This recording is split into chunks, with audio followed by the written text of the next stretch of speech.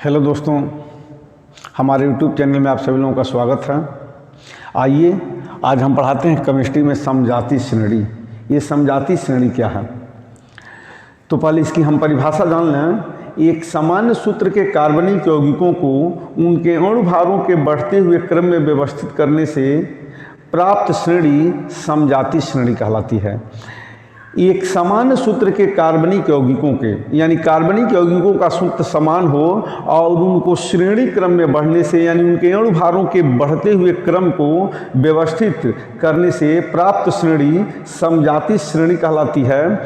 और हम जान लें कि किसी भी समजातीय श्रेणी के यौगिकों के मध्य CH2 का अंतर होता है, यानी अणुभार 12 और प्लस 2, 12 और प्लस 2 यानी 14 अणुभार का अंतर होता है। और ये कहीं श्रेणी के दो क्रमागत सदस्य समजात कहलाते हैं।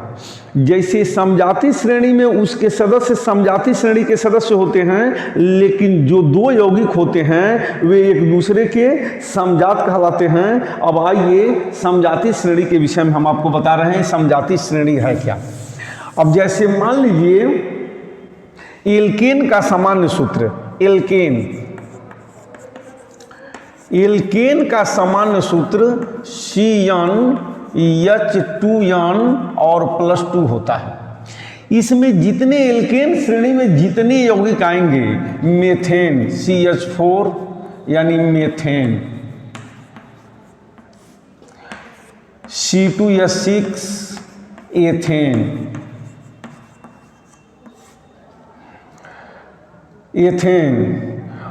C3H8 propane, ethane, propane, C4H10 butane, ये सभी यौगिक समजातीय श्रेणी के यौगिक हैं, यानी एक ही श्रेणी के सभी यौगिक हैं। इस प्रकार इन यौगिकों को हम समजातीय श्रेणी के यौगिक कहते हैं। और ये जो यौगिक देख रहे हैं ये दूसरे के समजात हैं। हम इसमें देखेंगे, इसमें CH2 का अंतर है क्रमागत यौगिकों में, क्रमागत यौगिकों में CH2 का अंतर है, क्रमागत यौगिकों में CH2 का अंतर है। इसी तरह से हम चले जाएंगे और यानी एक ही श्रेणी के सभी यौगिक समजातीय श्रेणी के यौगिक कहलाते हैं और सदस्य यानी प्रत्येक यौगिक एक दूसरे के समजात कहलाते हैं। उसी प्रकार हम देखते हैं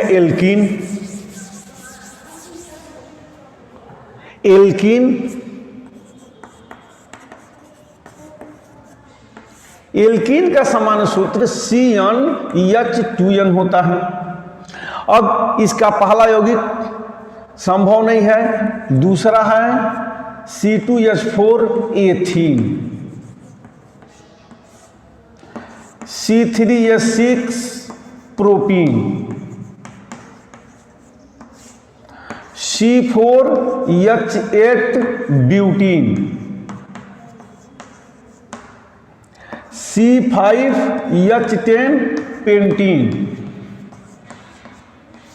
ये जो यौगिक हैं अब हम देखेंगे, इसमें CH2 का अंतर है, इसमें CH2 का अंतर है, इसमें CH2 का अंतर है, यानी क्रमागत यौगिकों के बीच CH2 का अंतर है। इसलिए यह एक दूसरे के समजात यौगिक हैं और इस श्रेणी के सभी यौगिक समजातीय यौगिक कहलाते हैं। फिर तीसरा हम आते हैं, देखते हैं एल्काइन।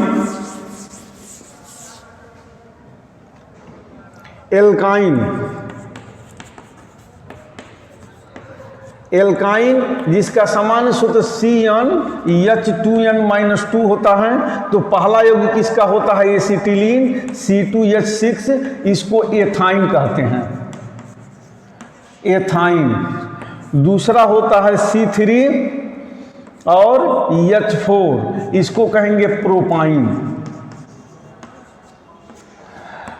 C4H6 इसको कहेंगे ब्यूटाइन। C5H8 इसको कहेंगे पेंटाइन।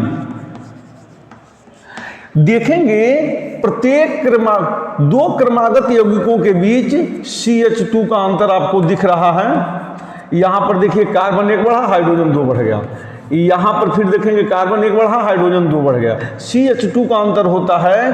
तो ये सभी यौगिक एथाइन, प्रोपाइन, ब्यूटाइन और पेंटाइन समजाति श्रेणी के यौगिक हैं और इनका प्रत्येक सदस्य समजात है जिसमें CH2 का अंतर होता है। इस तरह से तमाम एथेनॉल एल्कोहल का भी है समजाति श्रेणी यौगिकों के, मतलब समजाति श्रेणी में आ जाएगा और दो यौगिकों के बीच में CH2 का अंतर होता है। अब जाइए हम आपको बताते हैं समजाति श्रेणी यौगिकों के प्रमुख गुण क्या हैं।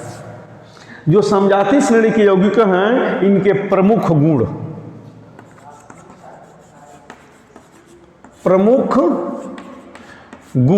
क्या हैं? इनके प्रमुख गुण निम्नलिखित हैं। पहला है कि जो इनका सामान्य सूत्र है, जो भी समजाति श्रेणी के यौगिक हैं इसका सामान्य सूत्र एक ही होता है। जैसे अगर एल्केन है CnH2n और +2, तो मेथेन, एथेन, प्रोपेन, ब्यूटेन जो भी कहेंगे इसका सामान्य सूत्र एक ही होगा और उसी तरह से क्रमागत यह चले जाएंगे।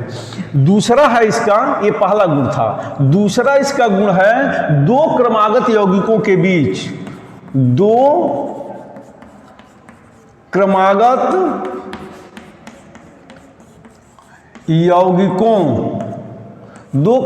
यौगिकों के बीच CH2 का अंतर होता है।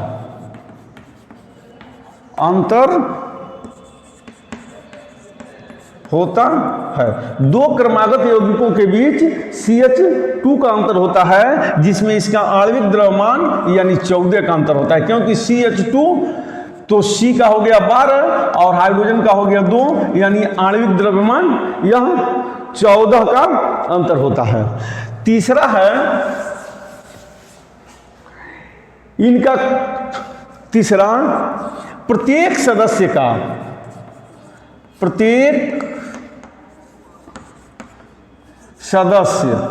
का क्रियात्मक समूह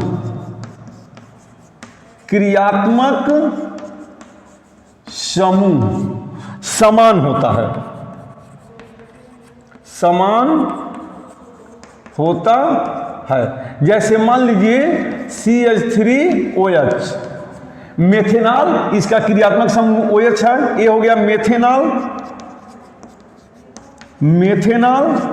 और इसी प्रकार CH2OH, यह हो गया आपका एथेनॉल। CH3, CH2 और CH2OH, यह हो गया प्रोपेनॉल, यह एथेनॉल हो गया, यह प्रोपेनॉल। इस प्रकार हम देखते हैं कि इनका जो क्रियात्मक समूह OH है यह सब में समान है। यह समजाति श्रेणी के यौगिकों का एक प्रमुख लक्षण है।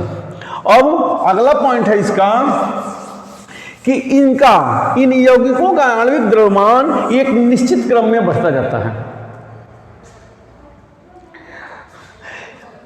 चौथा पॉइंट है इनका आणविक द्रव्यमान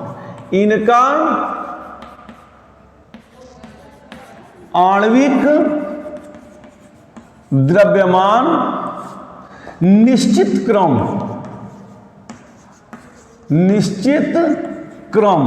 में बढ़ता है, जिसके कारण इसका क्वथनांक, गलनांक इत्यादि भी इसी क्रम में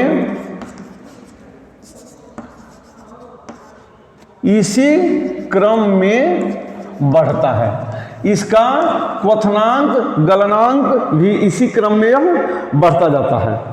अब अगला पॉइंट है इन यौगिकों के निर्माण की जो विधि है लगभग एक ही विधि से बनाया जाता है। जैसे इन यौगिकों के समजाति श्रेणी के यौगिकों में के निर्माण की विधियां लगभग एक ही विधि से बनाया जाता है। जैसे सोडियम एसीटेट, अब देखेंगे CH3COONA, सोडियम एसीटेट पर हम NaOH की अभिक्रिया कराते हैं। सोडियम एसीटेट पर हम NaOH की अभिक्रिया कराते हैं तब बनता है मेथेन और प्लस सोडियम कार्बोनेट। बैलेंसिंग हम सही करना, कार्बन 1 1 2 तो 2 कार्बन हो गया, हाइड्रोजन 4 तो 3 1 4 हाइड्रोजन हो गया, ऑक्सीजन 3 तो 3 ऑक्सीजन हो गया। तो जो इनके निर्माण की विधि है लगभग एक ही विधि है। इसमें सोडियम एसीटेट को हम NaOH सोडियम हाइड्रोक्साइड से अभिक्रिया कराते हैं तो बनता है हमारा मेथेन। अगर सोडियम प्रोपियोनेट को CH3CH2COONA, सोडियम प्रोपियोनेट को सोडियम